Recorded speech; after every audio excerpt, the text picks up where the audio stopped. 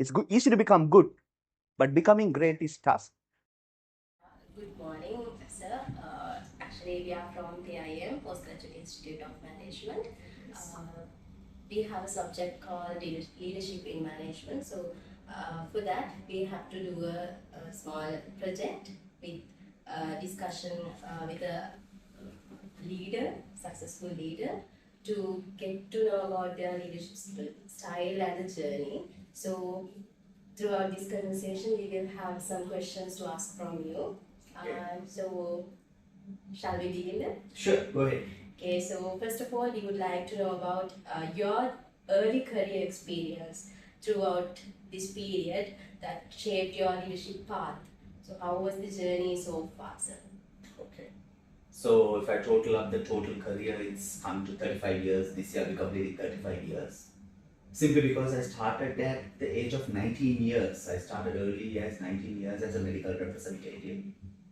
Then at that age itself, I was very clear I need to grow up. So the target that I set was the age 40 where I had to reach the pinnacle. This was my mental target I set, and whatever I did, I was work towards that target. So with that, I got my early career growth as early as the first break coming in as a hospital coordinator, then becoming a product executive, then becoming product manager and a category manager, and that was at Glaxo. That's where I started my first job. Then at at the age of 29, since I had an ambitious target of 40, that's why I took the first call from a category manager. I got a job offer at Hemas Pharmaceutical. I went in as a country manager. So that was a big jump, and I think even today they say I was one of the youngest country manager at Hemas to join as a country manager at the age of 29. And then I was a country manager for 10 years. At Hemas, I worked till 40, almost total 11 years. So between a comfortable environment versus my career aspiration at the age of 40 plus, I took a call to join as a CEO. That's why I joined Delmage. And there I got the exposure because CEO is a totally a different ball game. And there I came to Sunshine not even 4 years because I took that gamble, went in as a CEO, that helped me to come here, and now I'm continuing. If you take my leadership journey, when I was a medical rep, of course, leadership is needed at every level.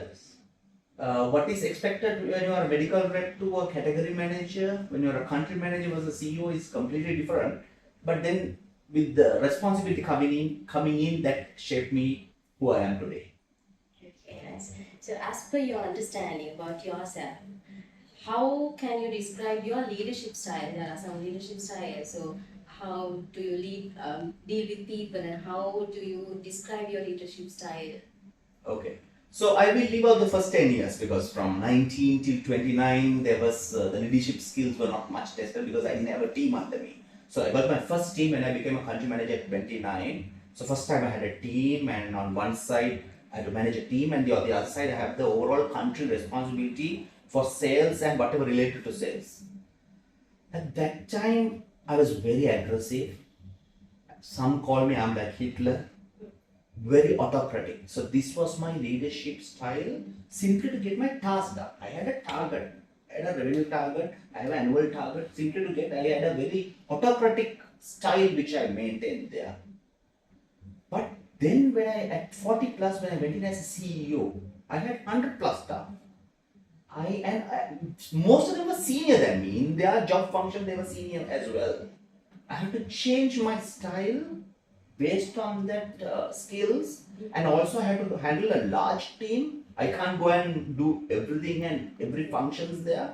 So there, if I really go back to the theory, link my style to what I did, it was more of a situational leadership.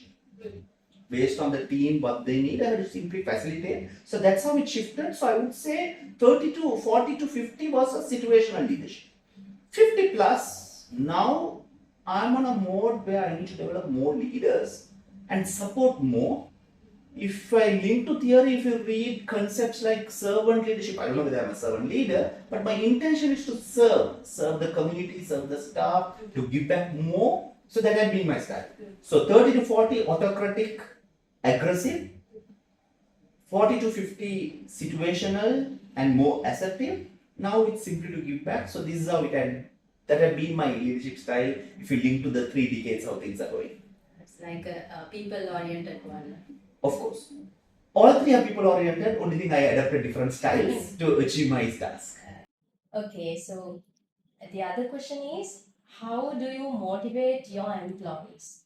In this business world, we have different types of generations. So how do you handle different types of generation? Gen Z, millennials, Gen X. How do you motivate them? So the first fundamental things to motivate the staff, in my view, is to give the right job to the right person. Because if you take an individual, different people have different competencies, different people have different commitment, and some people have different capacities. So as an employer, as a manager, as a CEO, I need to understand a personnel competency, commitment, and capacity. Based on that, I have to match the profile. So only when these two match, I see a long-lasting career development coming in. Otherwise, most often, whatever the salary you give, whatever the recognition you give, people, if they don't do the right thing, they're not going to last for long. Be it a Gen Z or Gen X. Of course, within Gen X, I see Gen Z behavior. Within Gen Z, I see Gen X behavior. So identifying the individual matters. Some personnel, and this is where HR also come into play. It's an individual. So you need to understand that employee. Based on this, you are giving. Once you do that, once you match the profile to the job, then comes the market rate, salaries, the rewards and recognition. But salaries and money can motivate only up to a particular level. Beyond that, it's the recognition, the rewards, but most importantly, especially with more and more Gen Z, you need to delegate and empower. Good old time people were allowed, Gen X allowed people to micromanage. Yes. But Gen Z, I think you need to, if you have the right competency and commitment, you need to delegate, you need to empower and let them do their way.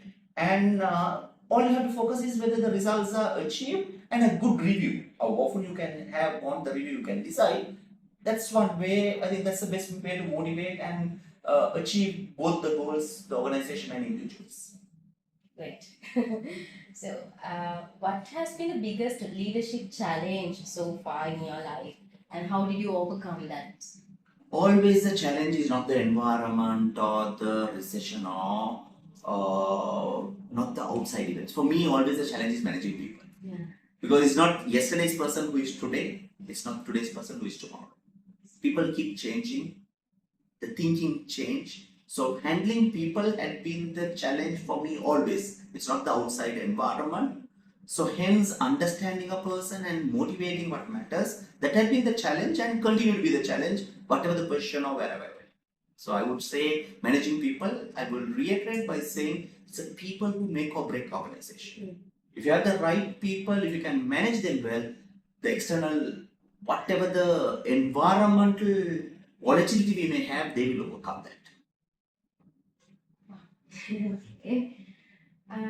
If you can describe yourself with according to your key values in yourself, so what are the 3 key words that you can describe properly? If I evaluate myself and also from the feedback that I've received, the 3 words come to my mind are integrity, perseverance, achievement. Okay. Finally, so we would like to know, based on your experience, what would be the advices that you can give to the youngest leader who are coming to the world in the near future? I always say the youngsters today sometimes they don't have an aim or a vision where they want to go. So I always say this is where I will even relate it to the book that I wrote. Always have a vision and be passionate about it. Don't live someone else's life or don't do someone else's job. Be very passionate about it. Plan and prioritize, because sometimes people plan in their mind, they don't implement. So plan, prioritize and implement. Make that sacrifice. There's always an opportunity cost. So make that sacrifice. To achieve something you need to do, especially in your young days. You have to make that sacrifice. Take risk, take calculated risk and be committed towards your goal or vision And if you do that, anyone can be successful and can achieve what they want to achieve. In fact, these are my chapters in my book with the points that I mentioned. These have been my mantra for success. So I always prescribe them for any youngster or anyone who want to grow in either personally or officially or in the career path. So this would be my advice for any youngster. Thank you so much, sir, You're for welcome. reserving your time for this really valuable and insightful session. We thank you so much. Sure. Thank you so much. Thanks.